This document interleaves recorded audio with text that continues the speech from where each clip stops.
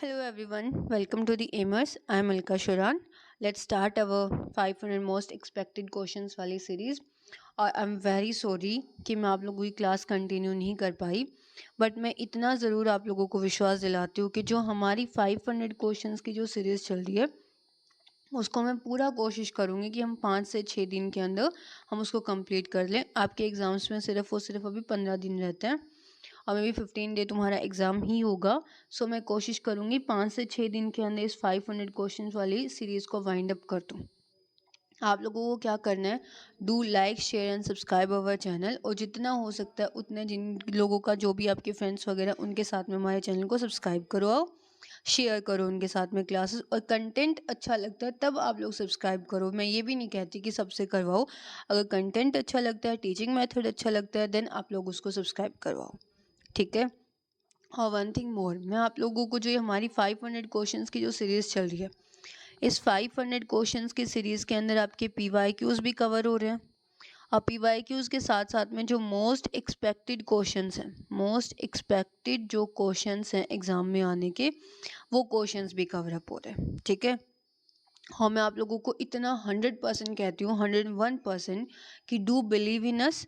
मैं क्वेश्चंस की सीरीज़ जो है मैं कंप्लीट करवाऊँगी, आई प्रॉमिस यू। और मैं प्रॉमिस करती हूँ तो मैं पूरा भी करती हूँ। मैं इस क्वेश्चन की जो सीरीज़ चल रही है हमारी 500, इसको हम कंप्लीट करेंगे।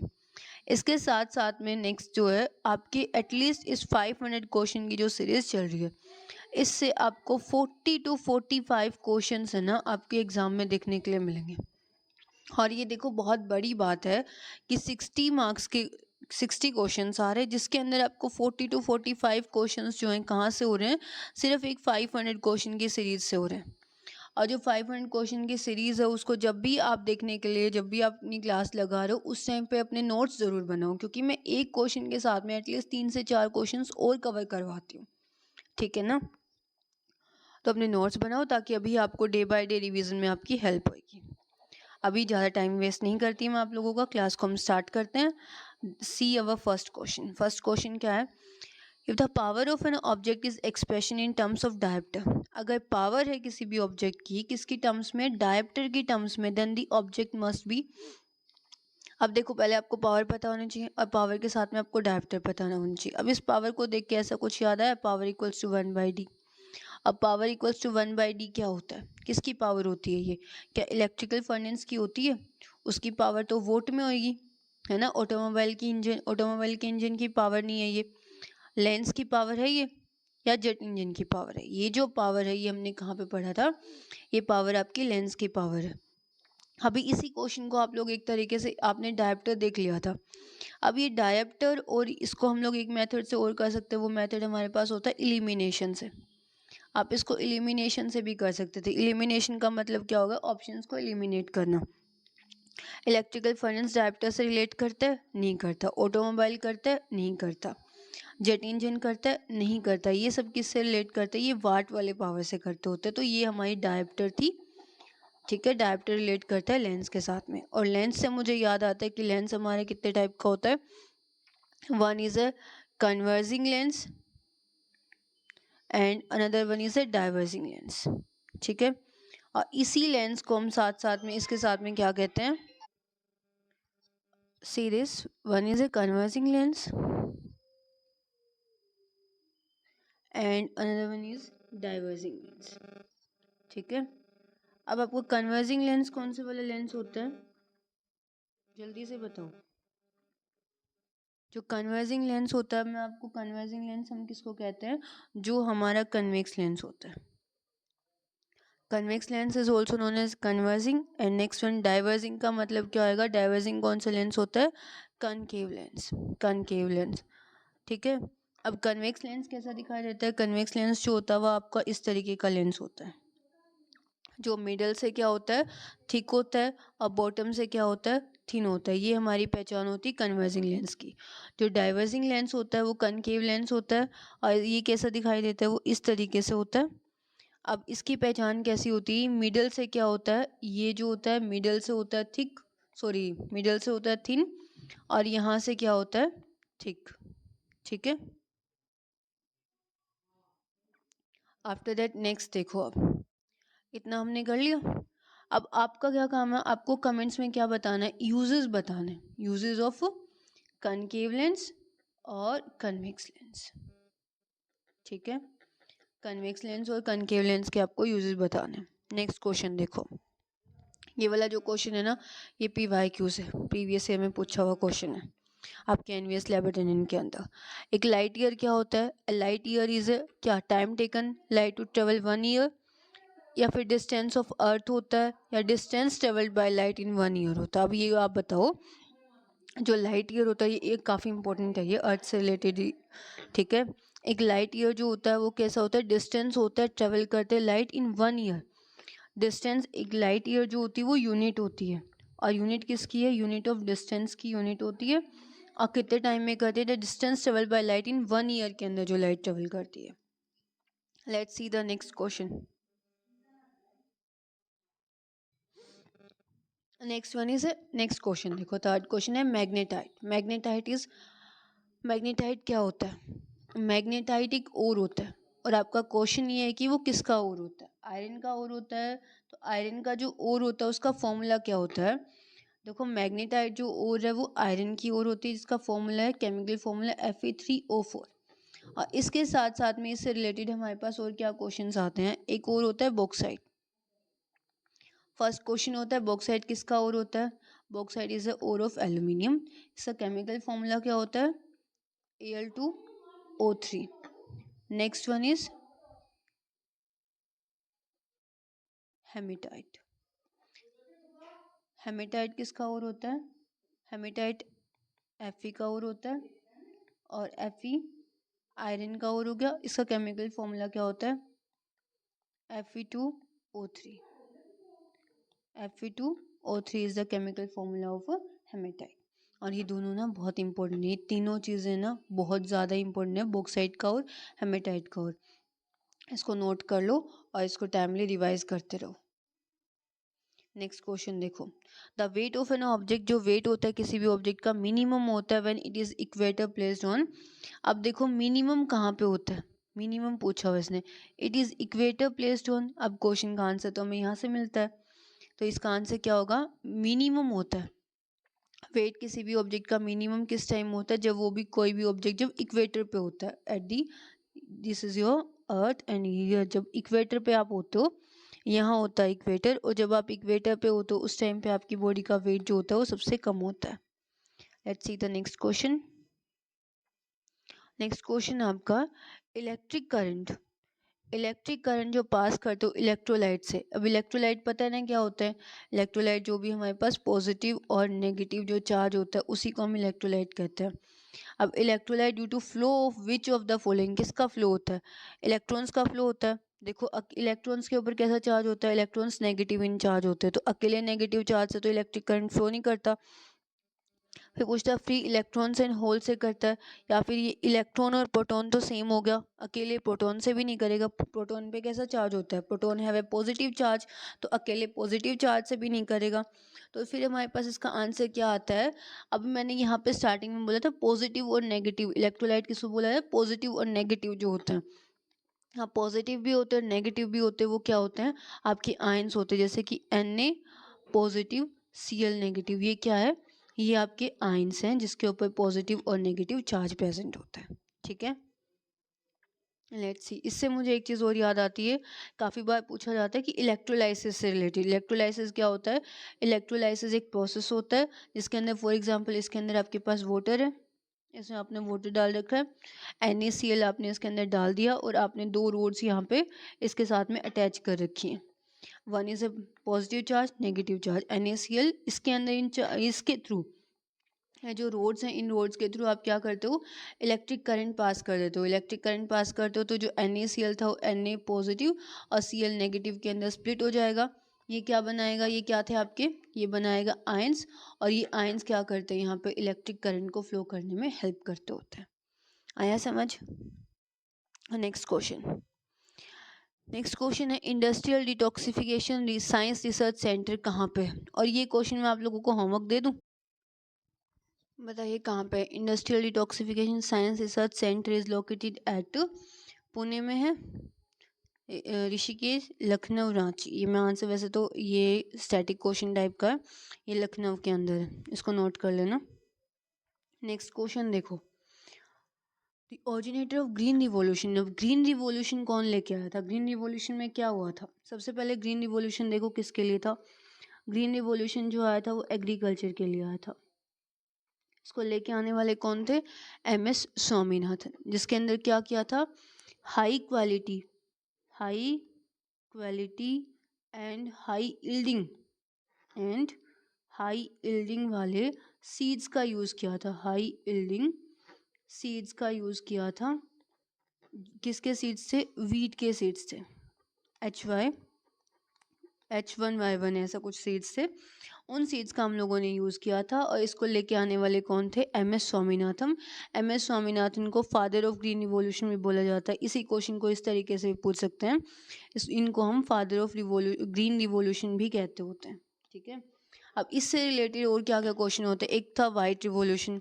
वाइट रिवॉल्यूशन आप बताओ किसके लिए आया था? नेक्स्ट जो था आपके पास ब्लू रिवॉल्यूशन। फिर नेक्स्ट था येलो रिवॉल्यूशन। अभी जो डिफरेंट टाइप के रिवॉल्यूशंस थे किसके लिए आए थे? ग्रीन रिवॉल्यूशन जो आया था वो किसके लिए था? Green revolution for agriculture. White revolution जो था वो किसके लिए था? मिल्क के लिए था। ब्लू रिवॉल्यूशन किसके लिए था? फिशेस के लिए था। और जो येलो रिवॉल्यूशन था वो किसके लिए था? ऑयल सीड्स के लिए था। ठीक है, let's see the next question.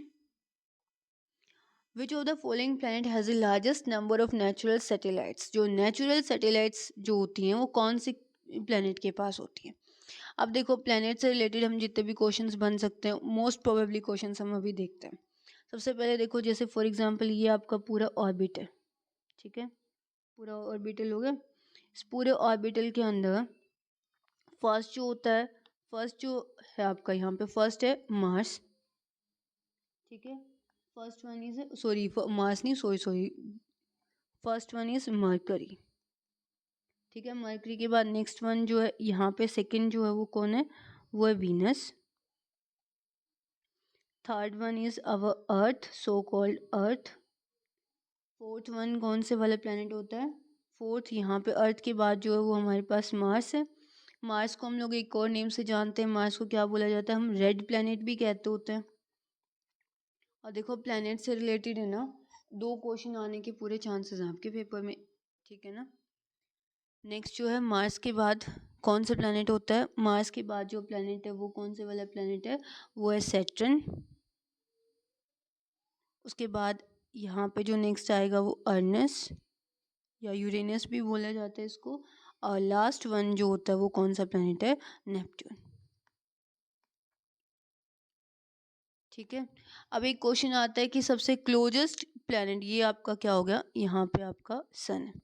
अब एक क्वेश्चन आता है कि आपका सबसे क्लोजेस्ट प्लेनेट कौन से वाला होता है? सन के सबसे क्लोजेस्ट प्लेनेट कौन सा होता है? सन के जो क्लोजेस्ट प्लेनेट होता है वो होता है मरकरी। और सबसे दूर कौन सा प्लेनेट होता है? फारेस्ट जो प्लेनेट होता है वो होता है नेपट्यून।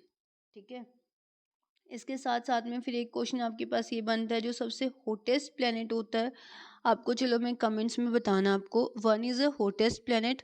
और देखो कमेंट्स में जो मैं क्वेश्चंस देती हूँ ना उसके आंसर्स दिया करो, ताकि मज़ा आता है फिर नेक्स्ट क्लास के अंदर। हॉटेस्ट प्लेनेट बताना आपको कौन से वाला होता है, एक आपको बताना है कोल्डेस्ट प्लेनेट। ये आपका होमवर्क है कि सबसे ज़्यादा हॉटेस्ट प्लेनेट कौन सा और कोल्डेस्ट प्लेनेट कौन सा। अब मुझे प्लैनेट से ध्यान आता है कि आपके जो प्लैनेट्स हैं वो 2 तरीके से डिवाइड हो रखे हैं। One is a terrestrial planet और one is a gaseous planet. ठीक है, अब गैशियस प्लैनेट आपके कौन से वाले होते हैं? गैशियस हम प्लैनेट उसको कहते हैं जो आउटर प्लैनेट्स होते हैं, आउटर प्लैनेट होते हैं, जैसे कि ये यूरेनस, नेपट्यून, ये सब सैटर्न वगैरह। टेरेस्ट्रियल प्लैनेट होते हैं जो इनर प्लैनेट्स होते हैं।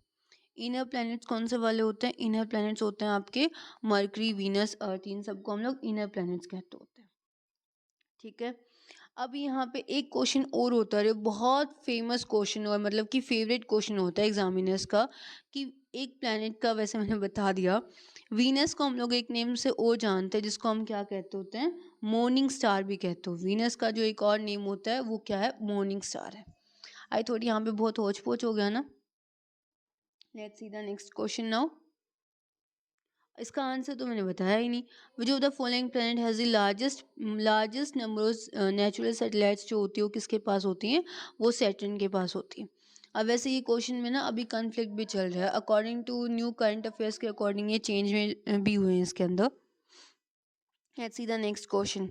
नेक्स्ट क्वेश्चन है कॉम्पोजिशन पूछा हुआ है, कॉम्पोजिशन ऑफ स्टेनलेस स्टील। अब कॉम्पोजिशन इसको हम क्या कहते होते हैं, ये होते हैं हमारे पास अलॉयज, ठीक है। और अलॉयज क्या होता है, अलॉयज जो होते हैं सॉलिड होते हैं, और सॉलिड के अंदर होमोजीनियस मिक्सचर होता है, होमोजीनियस मिक्सचर ऑफ सॉलिड्स, उसको हम क्या कहते हैं, उसको हम अलॉयज कहते होते हैं।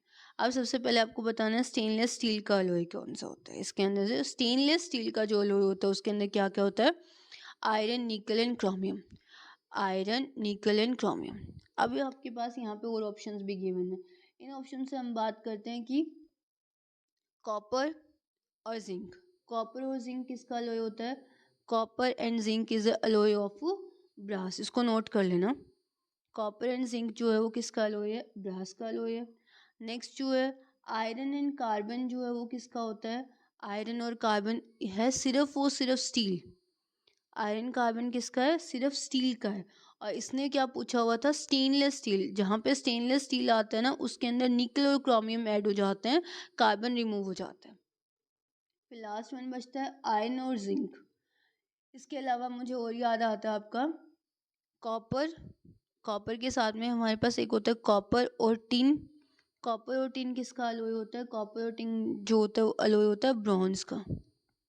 और इसके साथ में काफ़ी ज़्यादा पूछा जाता है एक क्वेश्चन, सोल्डर होता है, सोल्डर के अंदर कौन सा कॉम्पोजिशन होता है, कौन से वाले एलिमेंट्स प्रेजेंट होते हैं, इसमें होता है टिन, और टिन के साथ में होता है टिन और लेड होता है।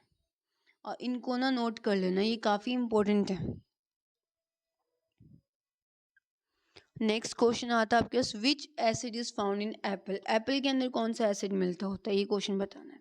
इसके साथ साथ में मैं आपको बताती हूँ टार्ट्रिक एसिड किसके अंदर होता है, टार्ट्रिक एसिड होता है आपकी टर्मरिक के अंदर। देखो आपका क्वेश्चन अपने आप हो जाएगा। फॉर्मिक एसिड किसके अंदर होता है, फॉर्मिक एसिड को हम लोग एक नेम से और जानते हैं जिसको हम मिथेनोइक एसिड भी कहते हैं, ठीक है, इसको हम मेथेनोइक एसिड भी कहते हैं। इसके साथ साथ में फॉर्मिक एसिड कहाँ पे मिलता होता है, एक तो हमारा फॉर्मिक एसिड मिलता है आंट की स्टिंग के अंदर, और इसके अलावा जो हमारे जो वाइल्ड रीजन्स होते हैं उसके अंदर एक प्लांट होता है जिसके नेटल स्टिंग्स होते हैं, नेटल स्टिंग होता है, उसके अंदर मिलता होता है फॉर्मिक एसिड। अगर वो आपके हाथ को या फिर मतलब आपकी बॉडी के अंदर कहीं पे भी टच हो जाता है तो आपकी बॉडी के अंदर ऐसे स्वेलिंग पैचेस हो जाते हैं, जैसे अपने को मच्छर काटता है उस टाइप से। फिर एप्पल में अब दो एसिड तो पता लग गया। फिर सिट्रिक एसिड किस में होता है, सिट्रिक एसिड आपका होता है, सिट्रिक एसिड किस में होता है, ऑरेंज के अंदर होता है। फिर इससे मुझे याद आता है ऑक्सैलिक एसिड, ऑक्सैलिक एसिड आपको मिलेगा किसके अंदर, टोमेटो के अंदर, ठीक है। और इसके बाद आता है एक होता है एसिटिक एसिड, एसिटिक एसिड किसके अंदर मिलता है, एसिटिक एसिड हमारा मिलता है विनेगर के अंदर, ये नोट कर लेना। अब सिट्रिक एसिड तो आंसर पता लग गया, एप्पल में कौन सा एसिड होगा, Apple has a malic acid. Now let's see the next question. ये क्वेश्चन आपका होमवर्क है, मैं इसका आंसर नहीं बताऊंगी। विच of the following is shortest wavelength बतानी है, इन चारों के अंदर से इसका आंसर जो है आपका HW है। आपको कमेंट में बताना है कि शॉर्टेस्ट वेवलेंथ किसकी होती है, विजिबल रे की होती है, गामा रेज की होती है, इंफ्रारेड की होती है, एक्स रेज की होती है। और एक्स रेज के साथ साथ में यूजेस भी बताने हैं कि हम लोग एक्स रेज को कहाँ कहाँ पे यूज़ करते हैं। चलो एक्सरेज के यूजेस तो मैं बता देती हूँ आप लोगों को हम कहाँ कहाँ यूज़ करते हैं। एक्सरे हमारी एक तो हॉस्पिटल में इसका सबसे ज़्यादा यूज़ होता है। हॉस्पिटल में जैसे कि आपकी बोन्स वगैरह जो भी फ्रैक्चर हो जाती हैं उसके अंदर हमें कहाँ से फ्रैक्चर हुई है, एक्सरे मशीन का यूज़ करते हैं, तो उसके अंदर क्या यूज़ होता है, उसके अंदर यही यूज़ होता है ना, एक्सरेज ही यूज़ होते हैं। इसके बाद आपसे पूछा गया शॉर्टेस्ट वेवलेंथ, आंसर करोगे मैं बता दूँ, विजिबल होती है, गामा रेज होती है। शॉर्टेस्ट वेवलेंथ जो होती है वो विजिबल रेज की होती है, मैं ही बता देती हूँ, आप लोग तो पता नहीं कमेंट करोगे या नहीं। नेक्स्ट देखो, नेक्स्ट क्वेश्चन है रेक्टिफाइड स्पिरिट। अब रेक्टिफाइड स्पिरिट के अंदर H5OH इथेनॉल की बात पूछी हुई है इसने, तो इसका आंसर क्या होगा रेक्टिफाइड इथेनॉल के अंदर, बताओ जल्दी बताओ। रेक्टिफाइड इथेनॉल के अंदर 95% जो होता है इथाइल अल्कोहल होता है। 95% जो है इथाइल अल्कोहल होता है। और ये क्वेश्चन भी प्रीवियस ईयर क्वेश्चन है। नेक्स्ट पूछा गया था एपेटस यूज टू एसिडिटी। अब जो कौन से वाला एपेटस यूज होता है एसिडिटी का पता करने के लिए एक्वस सॉल्यूशन के अंदर? क्या पीएच मीटर होता है, एमीटर होता है, हाइग्रोमीटर होता है, एसिड मीटर होता है। देन जो एसिडिटी को पता करने के लिए हमारे पास होता है पीएच मीटर। अब वो पीएच मीटर कैसा होता है, कैसा दिखाई देता है, ये देखो सीधे से ये होता है पीएच मीटर। 1 से लेके 14 तक इसके ऊपर ऐसे नंबर्स होते हैं। एक होता है सेंट्रल पॉइंट होता है 7, और जो 7 जो सेंट्रल पॉइंट होता है उसको हम क्या कहते हैं, उसको हम न्यूट्रल पॉइंट कहते होते हैं। और न्यूट्रल पॉइंट जो होता है उसके ऊपर, न्यूट्रल पॉइंट के ऊपर जो एसिड होता है, न्यूट्रल जिसका भी न्यूट्रल, जैसे कोई भी है, जैसे वाटर है, वाटर का अगर जो पीएच होता है, पीएच का मतलब पोटेंस हाइड्रोजन, ये पीएच की फुल फॉर्म भी पूछ लेते हैं काफ़ी बारी, पोटेंस हाइड्रोजन। ठीक है, अब यहाँ पे 7 जो हो गया न्यूट्रल पॉइंट हो गया, 7 न्यूट्रल पॉइंट हो गया, तो ये वाटर होता है। अब 1 से 7 तक जो होता है इसके अंदर हम लोग किसका बेसिकली इसके अंदर पता किसका करते हैं, हम लोग हाइड्रोजन आयन की कंसंट्रेशन का पता करते हैं। हाइड्रोजन आयन की कंसंट्रेशन का पता करते हैं। और जहाँ पे अब 1 से 7 तक जो होता है, यहाँ तक 1 से लेके 2 3 4 5 6, 1 से 7 तक जो हम लेते हैं वो क्या होता है आपका, 1 से लेके 7 तक जो होता है यहाँ पे होती है एसिडिटी। अगर किसी का पीएच जो है 2 3 4 मिलता है तो वो हाईली एसिडिक होता है। HCl जो है इसका पीएच होता है 1 से लेके इवन 0 पॉइंट्स के अंदर होता है, तो ये हाईली एसिडिक होता है। वहीं पे आपके पास NaOH जो होता है, NaOH जो होता है इसका पीएच होता है 14, तो ये क्या होता है, हाईली बेसिक होता है। तो यहाँ पे इधर वाली साइड में हम लोग किसकी कंसंट्रेशन पता करते हैं, OH आयन की, इधर हम पता करते हैं H पॉजिटिव आयन की। 1 2 3 4 के बीच में अगर किसी का भी पीएच मीटर होता है, पीएच लेवल होता है, तो वो हाईली एसिडिक होता है। और 7 पे पहुंच जाता है तो वो क्या हो जाता है, न्यूट्रल पॉइंट हो जाता है। उसके बाद 1 2 3 4 5 7 8 9 10 11 12 13 और 14 के पास आ जाता है तो वो क्या होता है, हाईली बेसिक हो जाता है। ये हमारे पास क्या होता है, आपका पीएच मीटर होता है पीएच को आइडेंटिफाई करने के लिए। ठीक है, आया समझ यहाँ तक। नेक्स्ट देखो, अब इस पीएच मीटर से हम लोगों को यहाँ पे एसिड और बेस की हमें कौन कितना एसिड है कौन कितना बेसिक है ये हमें पता लग सकता है। ये होता है पीएच मीटर। और इसमें ये पूछ लेते हैं एसिड के अंदर हम लोग किसकी कंसंट्रेशन का पता करते हैं, तो H आयन कंसंट्रेशन का। और बेस के अंदर किसका पता करते हैं, OH नेगेटिव आयन का। ये क्वेश्चन मैंने आप लोगों को ना शॉर्ट फॉर्म में 1 वर्ड फॉर्म में करवाया है, बट यही क्वेश्चन को ये लोग स्टेटमेंट फॉर्म में भी प्रिपेयर कर सकते हैं। ठीक है, नेक्स्ट क्वेश्चन देखो। नेक्स्ट क्वेश्चन में पूछा हुआ है chemical formula of deadly poison cyanide. Cyanide का फॉर्मूला पूछा है। साइनाइड पता है किसके अंदर प्रेजेंट होता है, साइनाइड जो होता है ना वो एप्पल के सीड्स में भी प्रेजेंट होता है, एप्पल के सीड्स में भी प्रेजेंट होता है। और अगर आप लोगों ने किसी ने मॉम मूवी देखी हो श्रीदेवी की, देन उसके अंदर है ना उसने जो भी क्रिमिनल वगैरह थे तो उसने एप्पल से साइनाइड बना के उनकी। Let's see the next question. और ये देखो क्वेश्चंस के नंबर्स पे नहीं जाना, क्वेश्चन के नंबर जो है ना चेंज हो रखे हैं।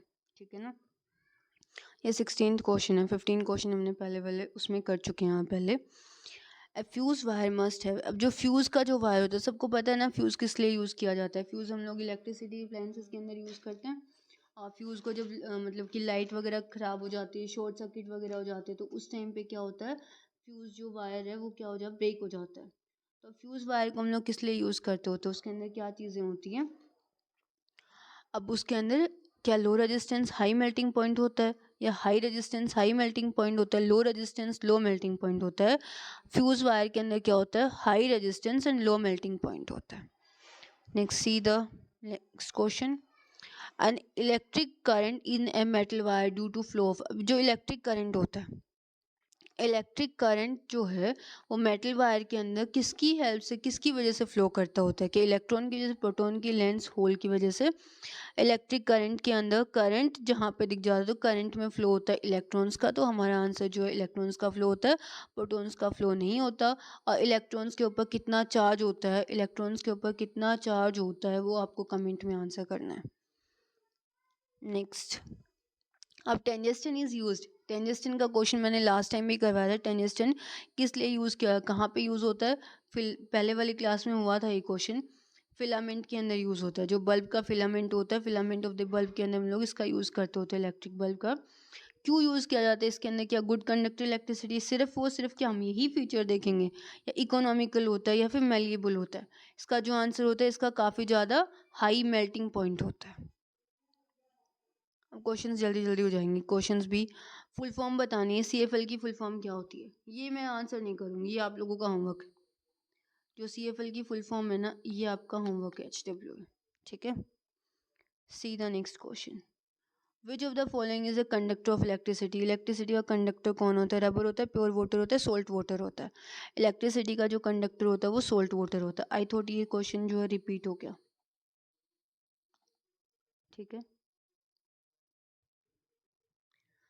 और नेक्स्ट क्वेश्चन, अभी आपकी में भी बायोलॉजी स्टार्ट हो जाती है। हाइड्रोपोनिक क्या होता है, मेथड होता है कल्चर करने का प्लांट्स को विदाउट यूजिंग, हम क्या चीज़ यूज़ नहीं करते होते। हाइड्रोपोनिक जो आंसर है उसके अंदर क्या आएगा, हाइड्रोपोनिक एक मेथड होता है जिसके अंदर हम क्या यूज़ नहीं करते होते,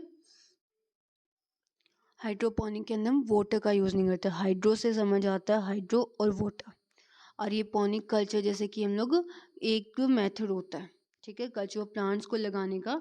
जैसे कि आपका टिश्यू कल्चर होता है ना, टिश्यू कल्चर में हम क्या करते होते हैं, टिश्यू कल्चर में क्या करते हैं, प्लांट को लेते हैं, प्लांट का एक स्मॉल पीस लेते होते हैं, उस स्मॉल पीस से हम लोग कल्चर करके लैब के अंदर हम पूरा प्लांट की फॉर्मेशन करते हैं। इसी तरीके से हम लोग हाइड्रोपोनिक प्रोसेस होता है। Let's see the next question. Next question में पूछा, wilting of plants occurs due to excessive, wilting of plants क्यों होता है, किसकी वजह से होता है। पहले तो विल्टिंग का देखो क्या होता है, विल्टिंग का मतलब होता है पत्तों का झड़ना, ठीक है। और वो क्यों होता है, एक्सेसिव रेस्पिरेशन हो जाता है, गटेशन हो जाता है, एब्जॉर्प्शन होता है, तो क्या हो जाता है, एक्सेसिव ट्रांसपीरेशन हो जाता है। ट्रांसपीरेशन में कौन हेल्प करता है, ट्रांसपीरेशन में स्टोमेटा हेल्प करते होते हैं। स्टोमेटा कहाँ पे प्रेजेंट होते हैं, on the surface of leaves की सरफेस के ऊपर स्टोमेटा प्रेजेंट होता है, on the surface of leaves के सरफेस पे स्टोमेटा प्रेजेंट होता है। और स्टोमेटा कैसे होता है, स्टोमेटा जो होता है ऐसे ये होता है इसका गार्ड शेल होता है।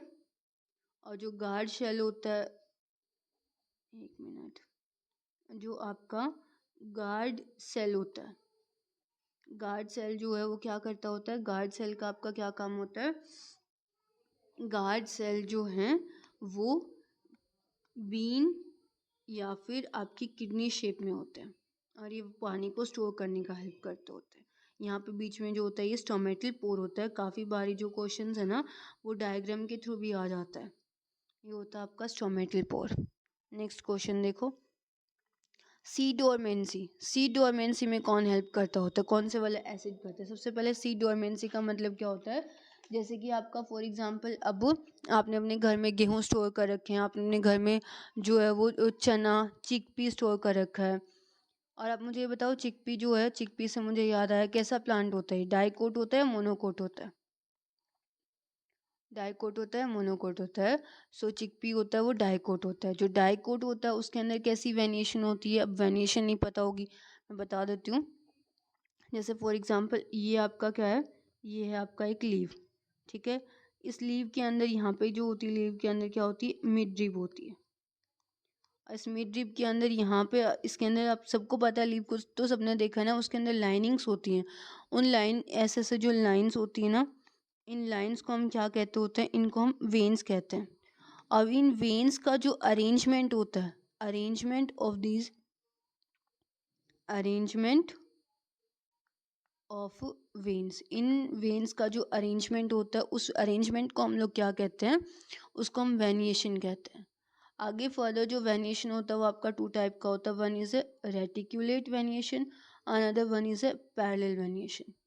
और प्लीज़ आप लोग है ना क्लासेस को पूरा देखो, पूरी क्लासेस को देखो। मैं अलग अलग जगह पे अलग अलग टाइप के क्वेश्चंस होते हैं, अलग अलग इन्फॉर्मेशंस होती हैं। अगर क्लास लंबी लगती है, बोरिंग लगती है, तो 1.5x पे देख लो, कोई प्रॉब्लम नहीं है। वेनेशन जो है रेटिकुलेट और पैरेलल होती है। रेटिकुलेट वेनेशन जो होती है वो किस में होती है?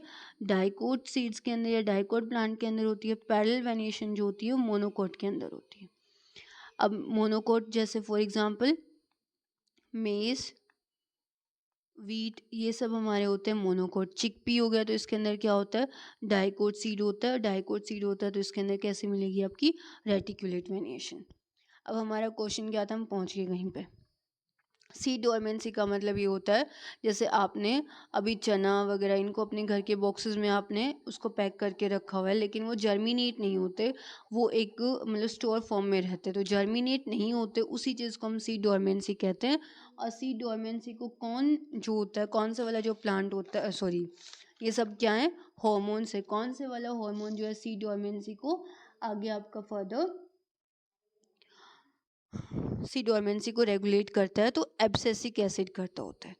अब आपका काम है जिबर्लिक एसिड का और इंडो एसिटिक एसिड, जिबर्लिक एसिड का और इंडो एसिटिक एसिड का आपको फंक्शन बताना है। फिर होता है इथाइलिन। इथाइलिन हेल्प करता है राइपनिंग के अंदर। इसके राइपनिंग का मतलब फ्रूट के पकने में हेल्प करता होता है। इसके बाद आपका जैसे कि साइटोकिनिन। साइटोकिनिन जो हार्मोन होता है वो किस में हेल्प करता है? वो सेल की डिवीज़न में हेल्प करता होता है। इसके अलावा एक और हार्मोन होता है जिसका नेम होता है ऑक्सिन। ऑक्सिन किस में हेल्प करता है? ये प्लांट की ग्रोथ में हेल्प करता होता है। प्लांट की ग्रोथ में हेल्प करता होता है। आया समझ? Let's see next question. Which of the following in insectivorous plant. अब ये तुम्हें बताना है इंसेक्टिवोरस प्लांट कौन सा वाला है। ये मैं नहीं बताऊंगी, मैं ये इतना, ये तुम्हारा HW है, कमेंट्स में बताओगे। मैं ये बताती हूँ इंसेक्टिवोरस प्लांट का मतलब क्या होता है। इंसेक्टिवोरस प्लांट्स वो होते हैं जो आपके प्लांट्स किसको खाते हैं? इंसेक्ट्स को खाते हैं। वो वाला प्लांट बताना है। इतना एक इसमें बता, कैस्केटा जो होता है वो इंसेक्टिवोरस नहीं होता। कैस्केटा जो होता है वो एक पैरासाइट होता है। अब पैरासाइट का मतलब क्या होता है? पैरासाइट जो प्लांट्स होते हैं वो खुद की किसी और होस्ट की बॉडी का यूज़ करते हैं, जो किसी और ऑर्गेनिज्म के ऊपर, किसी अदर ऑर्गेनिज्म के ऊपर सर्वाइव करते होते हैं। किसी अदर ऑर्गेनिज्म के ऊपर जो सर्वाइव करते होते हैं। ठीक है। अब आपके पास डोरसेरा होता है, यूट्रिकुलरी होता है, फिर नेप्थेसिस होता है। ये तुम्हारा होमवर्क है। ये क्वेश्चन का आंसर मैं नहीं दूंगी, या बता दूं? इस वाले क्वेश्चन का आंसर मैं नहीं देती, मुझे भी पता लगेगा कि आप लोग क्लासेस पूरी देखते हो या नहीं। इसका आंसर आपको देना है। नेक्स्ट देखो, identify the organism that is not a pseudocoelomate. इसने ये पूछा सूडोसिलोमेट नहीं होना चाहिए। सूडो पहले देखो सिलोमेट का मतलब क्या होता है। सिलोमेट का मतलब होता है कैविटी होती है, कैविटी प्रेजेंट होती है इन ऑर्गेनिजम्स के अंदर, कैविटी प्रेजेंट होती है ऑर्गेनिजम्स के अंदर। ठीक है। और जैसे फॉर एग्जांपल ये आपकी जैसे कोई भी किसी भी ऑर्गेनिज्म की बॉडी, जैसे ये आपका रॉन्ग बन गया, ये जैसा इस तरीके से होता है आपका स्टमक होता है। आपके स्टमक के अंदर और यहाँ पे जो लीवर के अंदर फॉर एग्जांपल यहाँ पे जो स्पेस होता है, इसको हम लोग क्या कहते हैं? इसको हम सिलोम कहते होते हैं। और सूडो सिलोमेट का मतलब क्या है? जिसके अंदर फोल्स सिलोमेट, सूडो का मतलब होता है फोल्स, तो फोल्स कैविटी किसके अंदर नहीं है इसके अंदर से, वो बताना है। एस्कैरिस के अंदर होती है, विशेरिया के अंदर होती है, इनसाइक्लोस्टोमा के अंदर भी होती है, तो किसके अंदर नहीं होती? स्कॉर्पियंस के अंदर नहीं होती।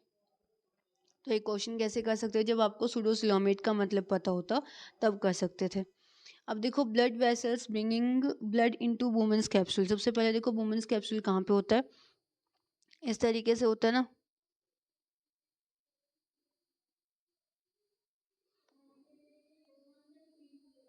इस तरीके से होता है। ठीक है, कप शेप होता है ये। ठीक है, और इसके अंदर इस तरीके से आपकी क्या होती हैं? ब्लड वेसल्स होती हैं। एक होता है यहाँ पे एफेरेंट, जो स्टार्टिंग होती है वो एफेरेंट होती है, और जो ख़त्म होती है वो क्या होती है? इफेरेंट होती है। ठीक है। और यहाँ पे वुमेन्स कैप्सूल, इसको हम वुमेन्स कैप्सूल कहते हैं, जिसके अंदर कैपिलरीज जो होती हैं, बहुत कैपिलरीज जो होती हैं वो एक तरीके से ऐसे ग्लोमेरुलस की फॉर्म में प्रेजेंट। ग्लोमेरुलस का मतलब होता है, यहाँ पे इसको ग्लोमेरुलस भी बोला जाता है, ग्लोमेरुलस का मतलब होता है एक टफ्ट ऑफ कैपिलरीज। टफ्ट का मतलब एक तरीके का गुच्छा हो जाता है, बंच ऑफ कैपिलरीज। और यहाँ से आपका जो होता है ब्लड प्योरीफाई होना स्टार्ट हो जाता है। और ये किसकी, वुमेन्स कैप्सूल किसकी यूनिट होती है? नेफ्रॉन की यूनिट होती है। और nephron is the structural and functional unit of our kidney. ठीक है। ब्लड वेसल ब्रिंग कहाँ से लेके आती है? ब्लड किससे लेके आती है? सबसे पहले एफरेंट आर्ट्रियोल के अंदर लेके आती है। सबसे पहले ब्लड यहाँ पे आता होता है। ठीक है। सी the next question, is the number of deaths, number of death in A population during a particular period. Number of death की बात आती है तो इसका मतलब number of death in a particular period के अंदर डेथ होता है तो किसको बोला जाता है? उसको हम मोर्टेलिटी बोलते होते हैं। यानी कि एक एरिया के अंदर कितनी डेथ हो रही है तो उसको हम रिलेट करते हैं मोर्टेलिटी के साथ में। ठीक है। नेटेलिटी का मतलब होता है बर्थ। इमिग्रेशन का मतलब होता है एक जगह से दूसरी जगह पे जाना। एक एरिया के अंदर कितना इमिग्रेट करते हैं, और इमिग्रेशन भी उसी को बोला जाता है। ठीक है। Let's C next question. अब आपको ये बताना है डीडीटी क्या होता है। और डीडीटी वाला क्वेश्चन जो है ना, अगर आपको ध्यान हो तो हमने सबसे पहले बायोलॉजिकल मैग्नीफिकेशन वाला क्वेश्चन करवाया था मैंने लास्ट क्लास में। सो बायोलॉजिकल मैग्नीफिकेशन भी इसी से रिलेट करता होता है। डीडीटी क्या होता है? नॉन डिग्रेडेबल पोल्यूटेंट, या फिर DDT is a non degradable pollutant, यानी कि जल्दी से ख़त्म नहीं होता, डिग्रेड नहीं होता। जैसे कि हमारा और चीज़ें डिग्रेड हो जाती है ना, जैसे वेजिटेबल वेस्ट वगैरह जो होता है वो इजीली डिग्रेड होता है, उसकी तरह ही डिग्रेड नहीं होता। नेक्स्ट क्वेश्चन, पोल्यूशन इंडिकेटर क्या होता है? पोल्यूशन इंडिकेटर प्लांट्स बताओ कौन से वाले होते हैं? Can indicate onset of rain बताते हैं, असिस्टेंट ऑफ पोल्यूशन होता है, प्योरीफाई करते हैं एटमॉस्फेयर को, या फिर are very sensitive to pollutants. तो are very sensitive to pollutants होते हैं। और एक मैं पोल्यूशन इंडिकेटर्स बताती हूँ आपको। लाइकन्स होते हैं। Lichens are the very good method to find out the pollution indicator. ये पोल्यूशन इंडिकेटर करते हैं। पहले देखो लाइकन्स क्या होती है, एल्गी और फंजाई। एल्गी और फंजाई का एक दोनों का साथ में रहना, जिस रिलेशन को हम कहते हैं सिम्बायोसिस। और सिम्बायोसिस के साथ साथ में हम सिम्बायोटिक रिलेशनशिप भी कहते होते हैं, इसको म्यूचुअल रिलेशनशिप भी कहते हैं। दोनों अपने अपने बेनिफिट के लिए साथ में रहती हैं। एल्गी बनाती होती है, फूड प्रिपरेशन करती होती है, और फंजाई जो होती है उसको मिनरल्स प्रोवाइड करवाती है खाना बनाने के लिए। ये इन दोनों का रिलेशन होता है, इस वजह से ये दोनों साथ में होती हैं। और इसको हम इन दोनों का साथ में रहना हम क्या कहते हैं? लाइकेंस कहते होते हैं। Lichens are the very good pollution indicator. अगर किसी एरिया में लाइकेंस की अमाउंट बहुत ज़्यादा है तो उस एरिया के अंदर क्या होगा? उस एरिया के अंदर पोल्यूशन जो है ज़ीरो होगा। और जहाँ पे लाइकेंस हैं ही नहीं, आजकल जो है लाइकेंस हैं ही नहीं, तो इसका मतलब क्या है? हमारे इन्वायरमेंट के अंदर पोल्यूशन जो है बहुत ज़्यादा है। ठीक है। ये क्वेश्चन आ जाता है लाइकेंस वाला। Identify the third germinal layer found in triploblastic animals. इसके अंदर ये बताना है, सबसे पहले देखो हमारे पास जो होता है, एक होता है डिप्लोब्लास्टिक और another one is triploblastic. I hope कि आप लोग है ना क्लास को पूरा देखो। डिप्लोब्लास्टिक होता है जिसके अंदर दो लेयर्स होती है। दो लेयर का मतलब जिसके अंदर क्या कौन सी मिलेगी? एंडो लेयर प्लस में एक्टो, सिर्फ ये दोनों होंगी। ट्रिप्लो के अंदर एंडो, एक्टो और उसके साथ में मीजो, तीनों लेयर्स। किस तरीके से अरेंजमेंट होता है इन लेयर्स का?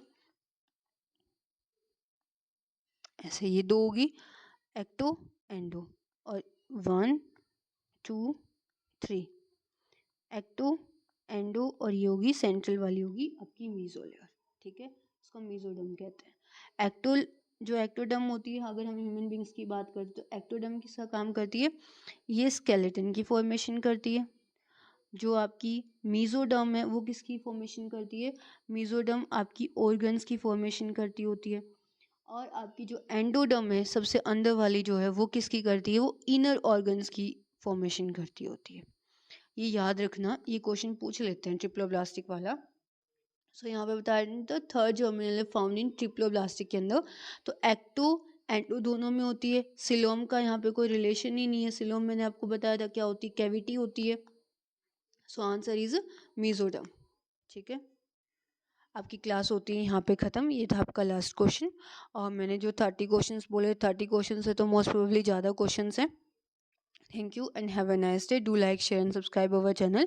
नेक्स्ट क्लास में कोशिश करती हूँ कि मैं एक दिन में दो क्लासेस डालूँ, ठीक है। और क्लासेस को पूरा देखो आप लोग। Do like share and subscribe our channel. Thank you and have a nice day.